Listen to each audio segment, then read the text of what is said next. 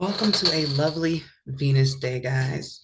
It has been 5 days now into the trying to do Earth schedule according to the rules of the game.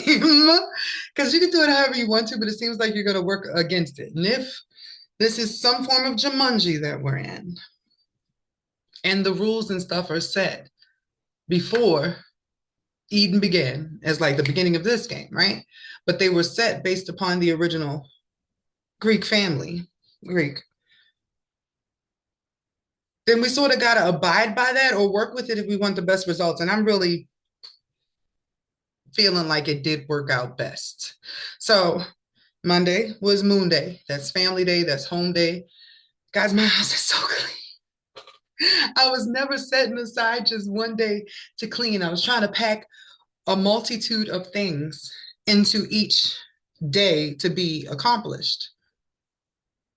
It feels like organizing them based upon their category has actually managed to keep it clean longer. Like every day I was cleaning the room and then turn back around and it's like, every day, God.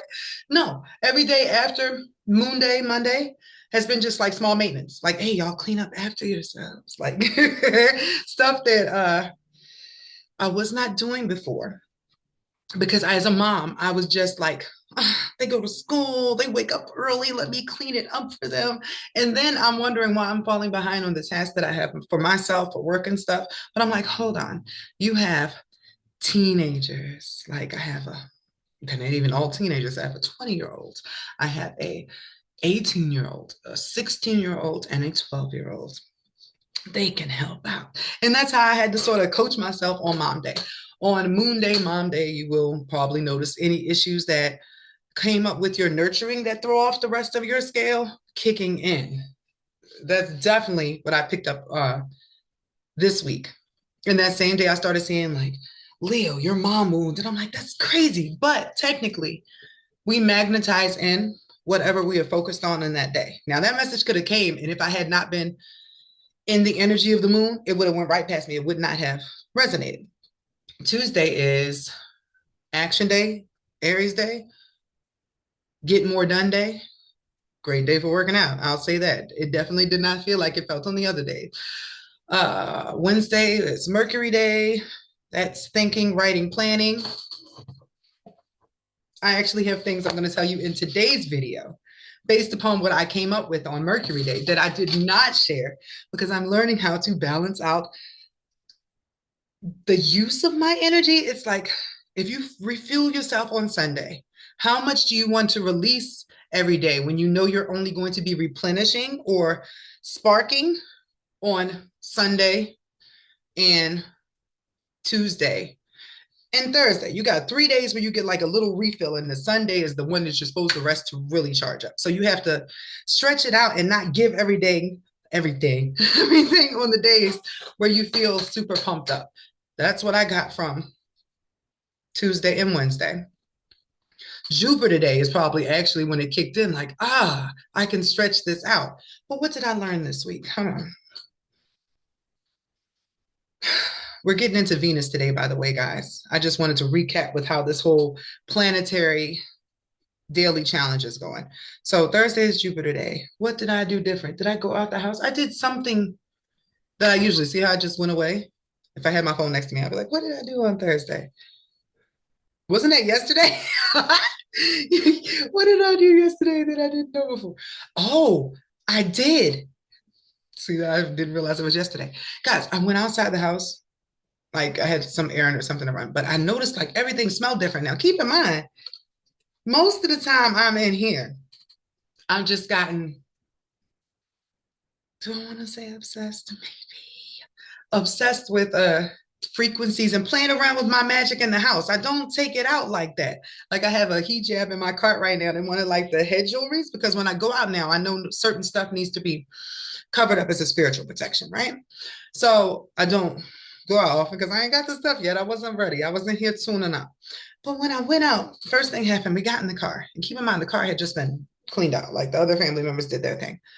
And I was like, what is that smell? And Everybody's like, what are you talking about? I'm like, I can smell something really strong. Nobody can smell that. But then they'll find what it is, the small smell. And this was like a fishy smell. It was like some old food that was stuck somewhere. All right. We get back and I walk past the dog park and I'm like, oh my gosh, don't they ever clean the shit out of this dog park? It's so loud. And they're like, how can you smell that? I don't smell anything. But I suppose that sitting in here and like attuning myself to different stuff all the time and like playing around with my gifts, like the stuff I do for you guys and the psychic challenges, I do for myself too. Like I'll do it with numbers. I'll be like, hey, what am I about to see here?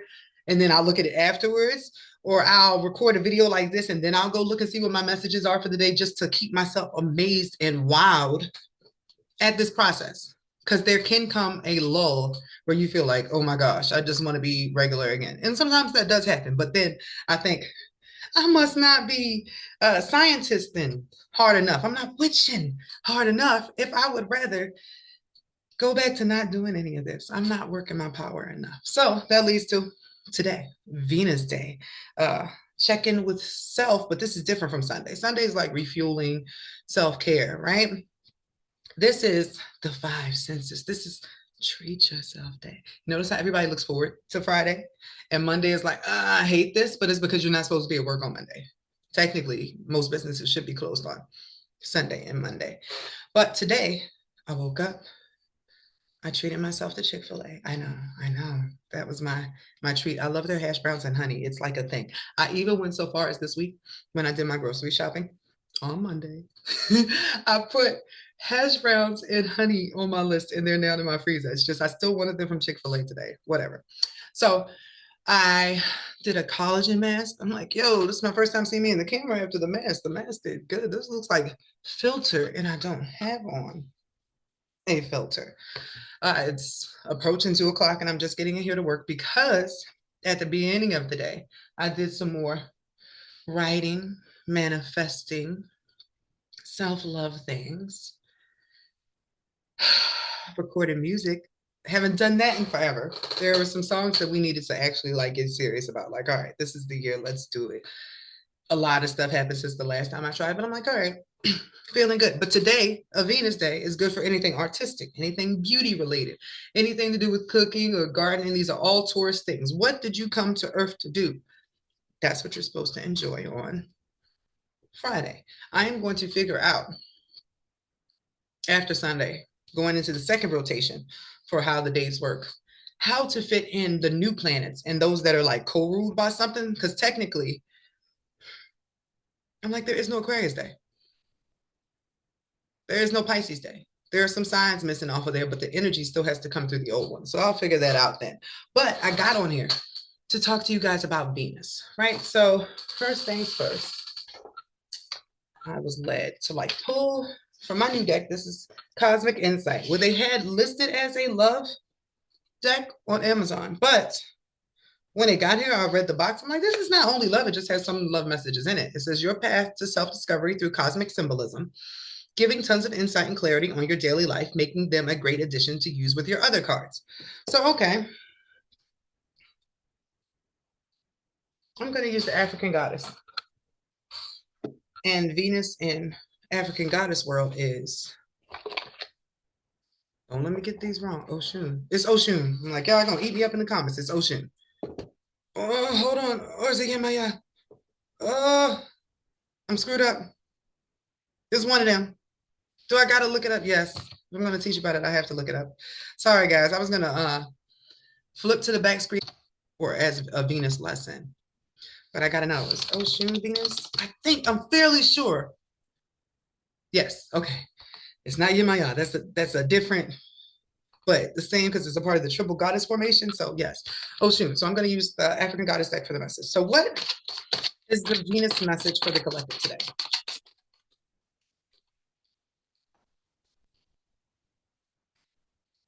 And I really enjoyed having the cards. I can't look, but like, so y'all see.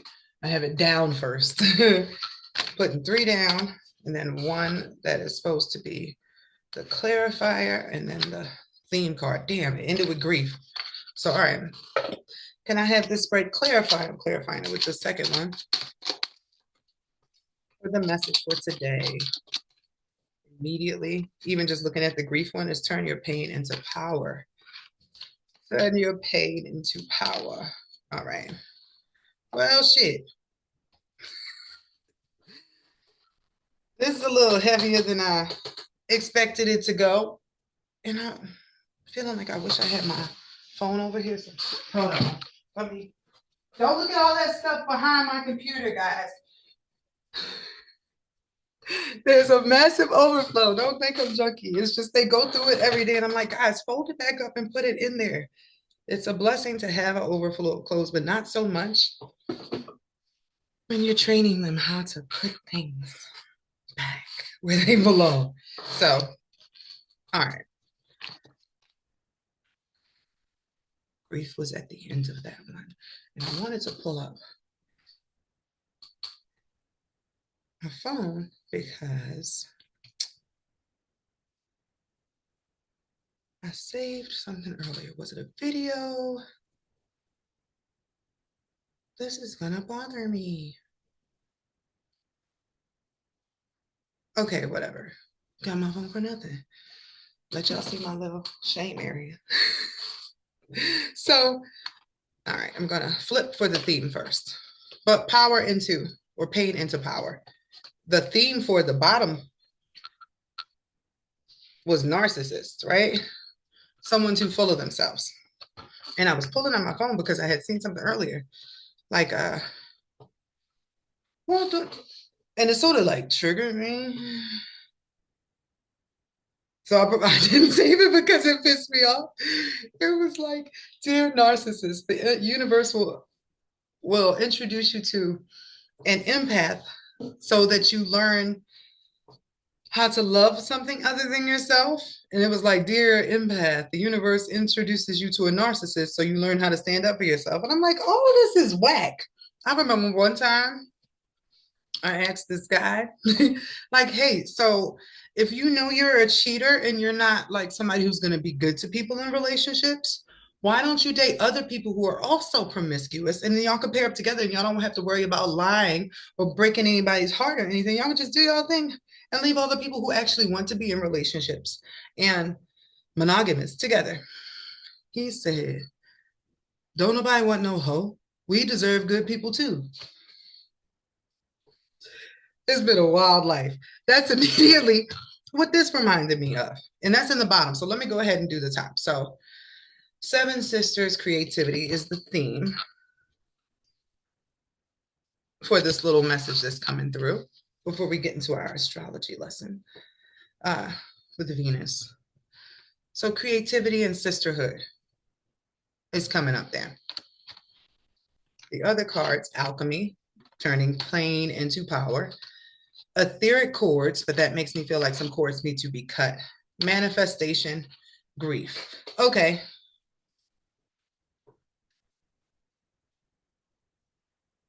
There is something or someone that you are still tethered to, and you know you got to cut the cord, but grief. You feel bad, like you don't want all of your work to go to waste. It's like you've been in a situation, it feels like, where you've been doing the work, but you've still not been fully evacuating everybody that needs to be evacuated. Particularly, it seems like somebody who is focused on themselves, somebody who does not care about your well-being. But if your well-being starts messing up how their life is, then that's a problem. That makes me feel like my situation. Don't talk to me, cards. Don't tell me shit. I can't even do like my affirmations in the morning sometimes because they irritate the person I live with. I'm like, why would affirmations irritate you? I don't know. I don't know. They sound fake. Crazy. But there's another good way. If you know somebody has a darkness or a dark entity in them, they can't be around sage. They can't listen to the affirmations. 9 times out of 10, some gospel music sends them the wrong way, depending on the dogma that they have on them. That might be the one thing that makes them feel better, but everything else is like, but it's literally like they get irritated when they're around sound bowls or frequencies or anything that is high vibrational. Even you being too happy can irritate somebody who has a demon attached. So that's what this feels like. You have made it as far as you can, and you've done all the work. And this one is given Teyana Taylor, right? Look at the pose too. Uh, you've done the work. Your manifestations, your tribe, the benefits of your creativity or whatever you have been manifesting for yourself are on the other side of you cutting a cord that you really don't want to cut. That's why the theme under this is narcissist. And this could be a family member, this could be a lover, it can be anybody who is slowing down your process of making your stuff come true because they're needing your energy. That makes sense for what I'm about to teach in this video. So intimacy, didn't expect that. Sexual chemistry reminiscing, communicate, compromise, forgive, work it out. Air sign, Gemini, Libra, Aquarius. So I asked for a clarifier. Don't be sending me messages that hit on my head too. Mercury retrograde was on the bottom side of it. Okay, so electronic issues, communication issues, review everything. This feels like you're going to be tested again. Clearly, we're going to be tested again because this has to do with a collective. This is Venus Day. This is not just my energy in here, but I can see some parts of it from me. But like other people are going through this, and I'll explain that in the video. I'm really excited about this astrology video today. So you're going to be tested again on your ability to set up boundaries of communication when it comes to intimacy with an air sign or somebody who is air sign heavy. That's Gemini, Libra, Aquarius, right? This person is stuck on themselves, some reason, shape, or form. They feel like their sex is a thing that will pull you back in. You're being advised in advance to cut the cord, just take the L. Stomp on a snake. Ain't that crazy? It's like step back into your power because this person is benefiting from the piece of your power that they're getting. That's what I'm getting here. When you start to pull your energy back into yourself, this person isn't getting your time, your attention, which has literally been giving them life, is what I'm getting. So all the hard work you're doing, trying to do your healing journey and make yourself feel better, this person has been like, snorting your energy as you're like, hey, I'm trying to make some progress. If you want to see your manifestations ground, it's time to cut off vampires. That's also very Taurus, right? Because Scorpio, in my mind, would be the vampire. This is somebody who benefits or gathers based upon other people's energy, other people's assets. Taurus owns stuff. Taurus builds stuff. Taurus has the ability to make things grow. So of course, those who have a Taurus energy in their chart are going to join people who have a Scorpio or eighth house energy, because those people need the energy of those who have a naturally thriving thing that are connected to the sun, to Venus. If you don't have anything in your second house or anything in Taurus or any planets at the 14th, 2nd, or 26th degree, your ability to build naturally is not coming from that based on some karmic thing. And everybody's chart is different. So I wrote some notes on 3-3 using the 999 hertz frequency, right? That's supposed to be the clarity one. So the word that popped up, like self-efficacy, telling you stuff is coming through. I just got to rock with it. Belief in your own abilities. I see now why I was instructed to wait till Venus Day for this, because it seems like the blockage that isn't a lot of people like I'm working with in sessions or doing videos for, like they have things that they're supposed to be doing, mainly entrepreneurship wise or moving on into other relationships that they don't do because the belief in their own abilities was never triggered.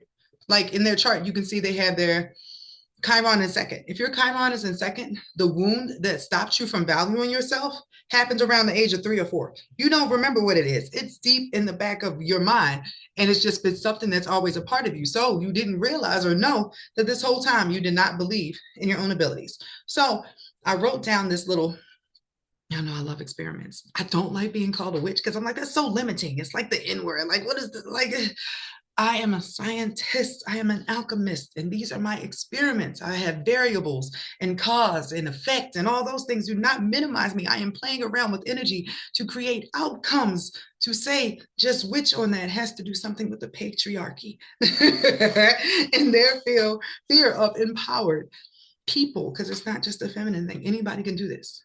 Imagine I want something to happen for me. So I go outside and I like walk for 30 minutes. And then about 3 hours later, it's here. Is that witch? No. Did I light a candle? Did I do any of that stuff that is associated with it? No. But I understood the laws of kinetic energy and law of attraction. What is the other one? Oh, crap. Either way, it's the laws of other stuff of nature that is so much bigger than just the candles that I light, because that is fuel. Also, just this came along with me starting to do this process on myself. Don't limit yourself because this world put a nasty label on something to make you feel smaller because they're jealous. This world is full of haters, bottom line. So, detachment was the exercise I decided to go with. Imagine yourself on paper. We are so quick to beat ourselves up. Like, say you got a great job here, you make 6 figures, the job is amazing.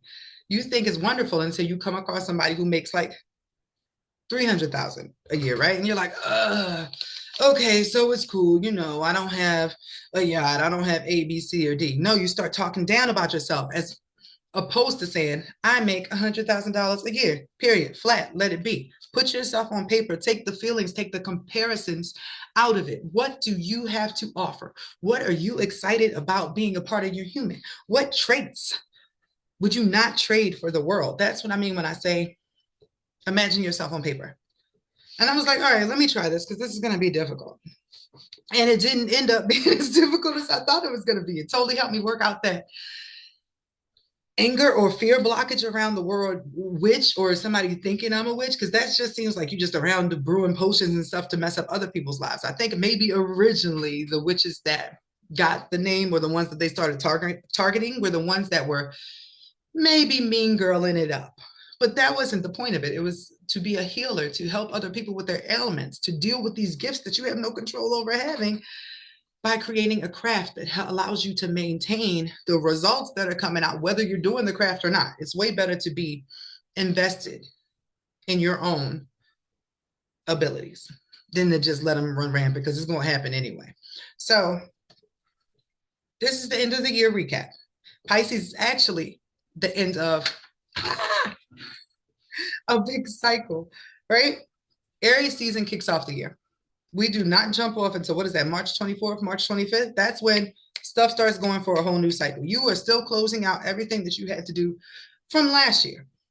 Don't let this messed up calendar that is based upon rituals and sacrifice and all that stuff get you messed up in your head. They're using the right stuff. They're working the right way. And you can tell because those people benefiting are in the top 1%, right? It's only a little bit of them. There's a lot of people suffering as they are trying to work in the system that was designed to hold us back. There's some old white dude quote where he's like, control the masses, control the world, or some stuff like that. Like, they clearly put it in their doctrines and stuff, but they believe we're too slow to notice it.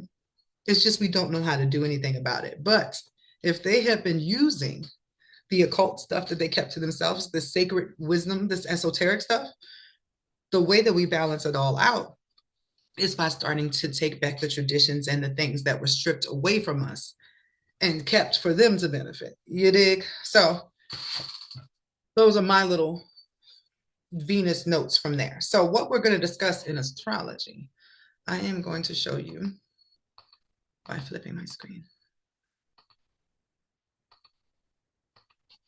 Talking makes your head vibrate a lot. Like, after I stopped, I was like, so, all right. When you come into contact with somebody else, your energies interact with each other in a certain way. This is known as synastry in astrology, right? You create a whole nother natal chart type thing together. That's called the composite. That's like what your megazord becomes when you merge with this person. But the synastry is important, and it's what I'm focusing on today with Venus. It's because this is your value. This is your magnet, your sense of self, your ability to build, your artistic energy, your enjoyment of the human process, right? Where your Venus lands in somebody else's chart adds that to their house, to their life in some way, shape, or form. You bring your value, your magnet, your blessings into a certain place in their chart. The same thing works when somebody else brings their Venus, their values into your chart. So if somebody has their Venus, right? Their values, the way that they think life should be ran next to your Achilles, what does that mean? The way that that person operates triggers all your weaknesses. Somebody else's value can pull you away from your own sense of value and self. This is how we end up like with low self-esteem and stuff. In that case, that would be an opposition or actions. So I wanted to just give some different, just let me see it. Some different scenarios and just letting myself talk and what comes through for Venus through the houses. This is when your Venus enters somebody's house, one of these, or when somebody else's Venus enters your house. So if somebody has a debilitated, which means a not working, you can't attract nothing. It's like whatever you did last life, you banned, right? If somebody has a Venus in a debilitated energy, like it's not a good time for it to be like Capricorn, or they have it in a house that represents debt, like if they have their Venus in the 8th, the 6th, or the 12th house, this means karmically, this person owes love. Like they took it from somewhere else, they stole somebody's money, they messed up somebody else's human experience, and in this life, they bench for that. So if somebody has a debilitated Venus, right? That means their sense of self is all thrown off because of karmic things. It happened in the beginning of their life before you even met them. If they bring that energy into your first house, where we're starting today, Venus in first, or somebody else's Venus in your first house, what is going to happen to your sense of self-worth? If somebody who had low self-esteem, who was not supposed to be built up, comes into your first house, where your energy is, they are going to enforce that part of you that is the fighter, that is the warrior. And it sounds like in this case, you would be standing up for yourself or fighting for your sense of worth, because somebody who has low self-esteem, if that stuff comes into your first house and they see you have good self-esteem, what's going to happen? Because they don't have that. Somebody who owes, their magnet is running backwards. It's like it's going to pull from your energy instead of feed into it, which is what would happen if somebody had a healthy or a not restricted Venus. So when somebody's Venus comes into your first house, this is the house of Aries, it might cause fights. what they believe in versus what you believe in. Sometimes it can be great, like y'all believe in the same things. Y'all are very physically attracted to each other. You set similar goals for yourself. This person might reinforce the things that you feel that you need to do for yourself. But at the same time, if you are somebody who beats up on yourself, then this person will help reflect back to those things that you say to yourself when you're beating yourself up. So keep mind of that as well. So Venus in your second, and I'm going to talk about the positive and negative for each.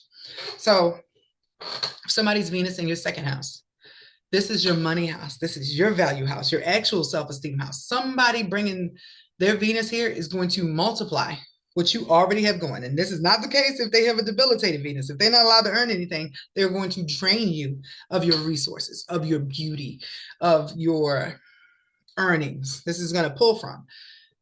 Venus in a positive in your second house. It's like this person makes you feel better about yourself. You start looking better around them. You suddenly glowing. They teach you better habits to maintain yourself. They really build up everything you already have going for yourself. If somebody's Venus is in your second, they are reinforcing what you already feel or what you need to feel and didn't notice. If it's a positive Venus, if it's a negative one, they're going to reflect back to you all the ways that you have not been loving yourself until you realize that's enough of that.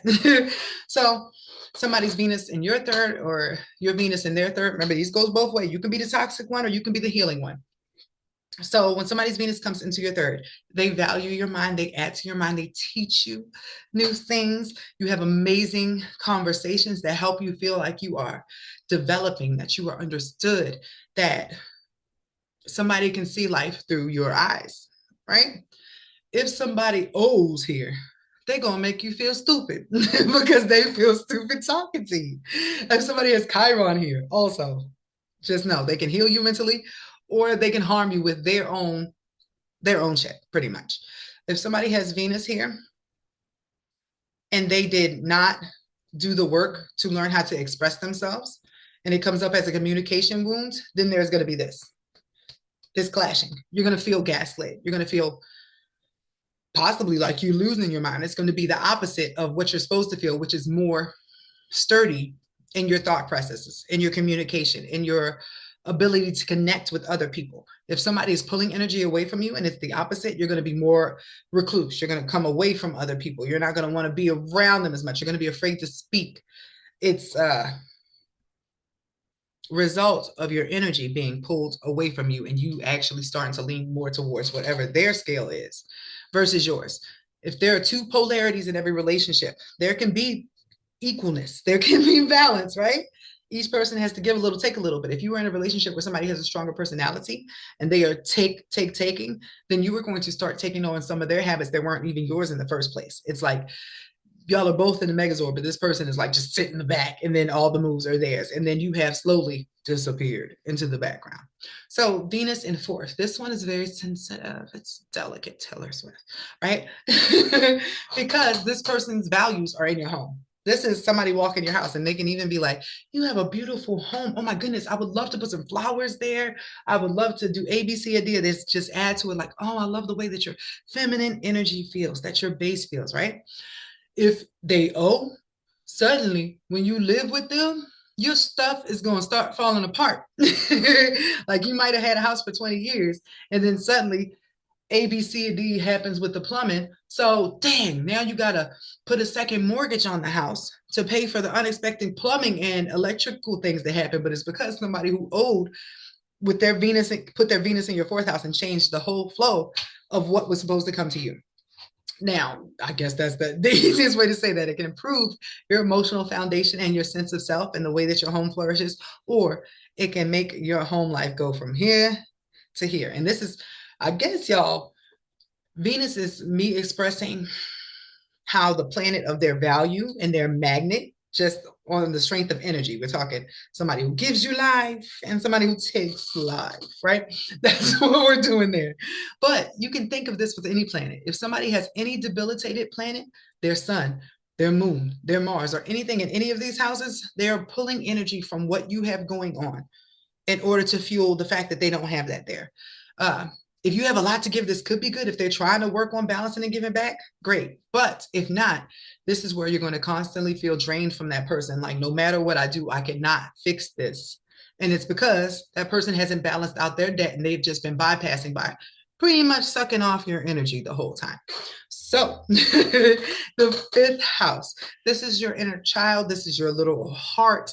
This is your creativity, your sense of individuality, your unique self. When somebody brings their Venus into your fifth house, they recognize or bring out in a beautiful way the parts of you that you might not be that comfortable, that familiar, or are usually not that embraced by other people because they're so unique to you, right? This person, in their positive, loves the parts of you that are just like, what the fuck? You are not like anybody else I met. And I love that. That's what that energy is when somebody brings their Venus into your fifth house. They just love being around you. It's good energy. Sometimes it can be so overwhelming that this has to be short term because it's like hot, cold, hot, cold. But balance would make this a match of true love. This is the house of romance, right? If somebody owes and they come into your fifth house, you might end up losing kids because this is the house of children. You might have miscarriages. The relationship could be very often on not solid. Like they use you as a good time girl. That's what I call them. Somebody that's just, yeah, you're fun to be around, but I would never actually be with you for the long term. That energy, if that person is somebody who is supposed to be depleting your life force, they make you question yourself. They make you feel like a freak, which sort of makes sense because it's across from Aquarius, which is technically, if you deplete your Leo, then you end up in Aquarius energy. With every sign, if you deplete the energy from that sign, you end up leaning more towards the other sign. So if you deplete your ability to build and have wealth for yourself, what happens? You end up in the Scorpio energy of owing, of debt, of you were sucked dry and you became a vampire. So you become somebody who assimilates if you have somebody with a Venus that pulls energy from your fifth house. Your sense of self gets waned as opposed to with them adding onto it, you become more comfortable letting your freak flag fly or whatever it is about you that really stands out in a dramatic way. So Venus in sixth, if somebody has a great Venus, a working Venus in your sixth house, now Venus or sixth house synastry, right? It's your day-to-day life. This is y'all walk the dog together. This is y'all do the everyday things that help your mind, body, soul, job function. This is very usually not romantic synastry, but have you ever had somebody bring you a cup of coffee in the morning when you could barely get out of bed? Venus in sixth. It depends on if you have Virgo energy. Some people don't want any practical expressions of love. Like if you have a fire Venus, you want somebody to say it loud, proud. You want them standing outside your house with a boombox. You need it fire, right? But if you're somebody who has more Virgo energy, that would turn you off immediately. You want more practical things, like show me through your actions, show me on a day-to-day basis. And that is the energy that Venus in sixth brings. Is this, hold on, pause.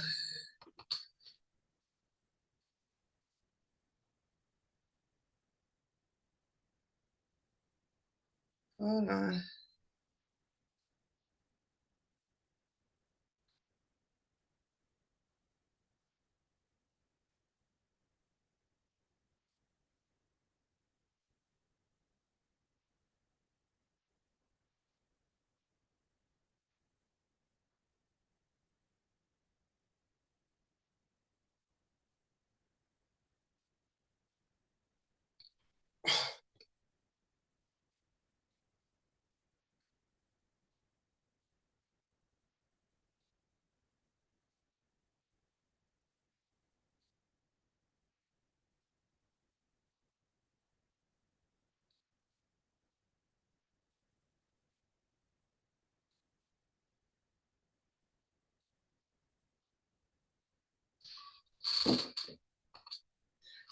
Okay, I did a couple things this morning, put me on behind on the schedule. And I was like, oh no, it's my phone ringing. Yes, yes, because I had a one-on-one session, but I just moved it back so I could finish this since we're halfway through. I didn't want to like, if I had tried to jump back in here after I did the session, it would have been the same. So sixth house, if somebody is pulling away from your energy in the sixth house, your health will be the first thing to deteriorate. This is the house of your intestines. What else is Virgo? Just anything to do with your stomach, but it's your body in general. And with it being across from the mental health house, you will start to feel it in that way. This person is pulling literally from your life force to fuel their magnet. With the sixth house synastry, what would happen is if somebody was like a negative energy in there or they owed, you would notice that they started getting better and you started looking more like crap over time. It's because, baby, they took your beauty. Your beauty is over there. Keep in mind that Virgo is that natural earthly beauty that comes along with just taking good care of yourself, like just good skin, just all of that. And then suddenly you got acne, it's because somebody is using that juju, guys. So Venus in your seventh, Venus in their seventh. This is usually the perfect partner. It feels like the perfect partner. They love and they balance out the other side of you the way that you need it to be balanced. Like whatever side is in your seventh house, that's your shadow side. That's the part of you that you're still trying to integrate. When somebody brings their value into that, they teach you those skills that you didn't necessarily have for yourself. They show you those parts of yourself that you didn't know that you could mold to in a gentle, loving way because it is through partnership, right? It could be even through having a best friend. Like, oh, like all my stuff is in Aquarius. So all my best friends have been Aquarius. Like I have two siblings on my mom's side, Aquarius. Like they're always there, but they show me like, I guess because I'm a Leo, like there are other cool people too. No, the silliest way, whatever. We all have to deal with our shadows. Like I'll be so alone in my own freakness. Like, man, there's nobody else like me. And then here comes an Aquarius, and I'm like, there we go, my fellow freak. That's what somebody bringing their Venus into your seventh house does, depending on what the sign is. Now, if somebody's pulling from your seventh house, once again, this is one of those things, your beauty will wane. Your friendships that you have with other people will start to wane. Your ability to create contracts or to make big business moves, your associations with other people sort of fall apart. This is like, ooh, a good way to put this. Somebody brings their negative energy into your seventh house. You could have started off with like 20 friends, but over time, those friends slowly fall apart. And they're like, yeah, it was really cool, but I can't be with you because of your partner. And it doesn't even have to be directly. Like it could be suddenly you don't go out with them here to this place because of your partner. It's just all sorts of reasons will come off. And then you'll turn around and be like, dang, my whole one-on-one relationship house has been cleared out because of this one relationship. So the eighth house, this is the house of your debt. If your Venus is here, you're the one that's been pulling from other people, right? But when somebody brings their energy into your debt house, stuff starts to get better for you. Now, keep in mind, this person having a positive Venus, this means they had enough to give out. And this is just a charge in your house for you to start working through what you need to do in your owing, if you will. So, how would this work out? So, you came into this world poor because your eighth house is empty. You don't have nothing. Somebody brings their Venus into there. Then suddenly you're able to make money again. They have loaned you a little bit of their juju. But during this time, if you take the time to learn how to manage your money, how to build something for yourself, then throughout the course of the relationship, because it'll keep going because y'all are working in the positive energy, right? You will learn how to do things on your own. You don't need their energy anymore. You have paid back your debt and you have built up your own sort of transmuted energy because it's Scorpio. You had to take your pain and all the hard stuff and then work extra hard to build for yourself based upon somebody else just giving you a little seed, a little sprinkle, right? If somebody brings their debt into your debt, double pull. Because this is a money house. This is a value house. This is inheritances. This is trauma. This is all the dark taboo stuff, real estate taxes, all the stuff that's just like, we got to do it, but it really kind of sucks. If somebody brings their harsh energy into their toxic love, that's what this is. Y'all are fighting. This is the dude that steals money from your purse. Like, this is y'all doing drugs together. This is just the worst pieces of both people coming together and bonding. Like, I have found you, misery. That's what happens if somebody's negative Venus falls into your debt house. Y'all are in debt together. Y'all have somehow found each other on a hell vibration, and that's just where y'all are going to sit. That's also why these relationships are really hard to pull apart, because when one person starts to do better, they feel bad that they left the other person in the dark, and then the other person uses that as the grip to pull them back. Like, no, don't start doing better, because that's the Venus, that's the magnet, right? Ninth house. The ninth house is Sagittarius. This is growth, expansion, travel, publishing, higher education, your belief system, philosophy, prophecy, right? The house of Sagittarius. If somebody brings a positive Venus into here, you see more of the world, your outlook changes. It feels like a higher love, something that teaches you to love just beyond the physical, beyond what you see in front of your eyes. It makes you feel closer to God, closer to source. Everything grows for you. It gets bigger. Like, wow, this person really blessed my life. Just coming into my life with their energy, they open my eyes to some things I never saw before, and I feel light. This energy is supposed to make you feel light, right? When somebody brings their debilitated Owen or difficult Venus into your house of faith, what happens to your faith?